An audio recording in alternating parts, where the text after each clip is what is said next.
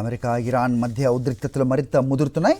Hormuz జలసంధిపై America అధ్యక్షుడు Donald Trump సంచలన వ్యాఖ్యలు చేశారు. హర్మూజ్ను ప్రస్తుతం అమెరికా భూభాగంగానే చూస్తున్నానంటూ ట్రంప్ ప్రకటించారు. ఇరాన్ తమతో సరైన ఒప్పందానికి సిద్ధంగా లేదని, ఆ దేశం అణ్వాయుధం పొందకుండా అడ్డుకుంటామని స్పష్టం చేశారు.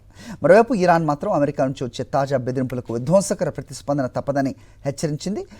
సముద్ర వాయు రక్షణ సైబర్ దాడులను ఎదుర్కొనేందుకు సిద్ధంగా ఉన్నామని ఇరాన్ సాయుధ దళాల చీఫ్ ఆఫ్ స్టాఫ్ అలీ అబ్దుల్లాహి ప్రకటించారు.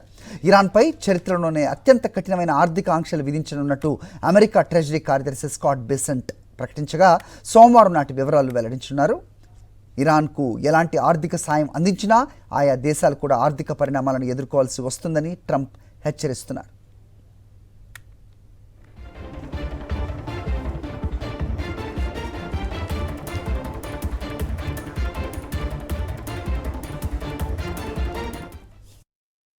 ఇప్పటికే దాదాపు 6 నెలలుగా కొనసాగుతున్న అమెరికా ఇజ్రాయెల్-ఇరాన్ ఘర్షణతో ఇరాన్ ఆర్థిక వ్యవస్థ తీవ్రంగా దెబ్బతినడంతో పాటు హర్మూజ్ జలసంధిలో నౌకల రాకపోకలు భారీగా తగ్గిపోయాయి.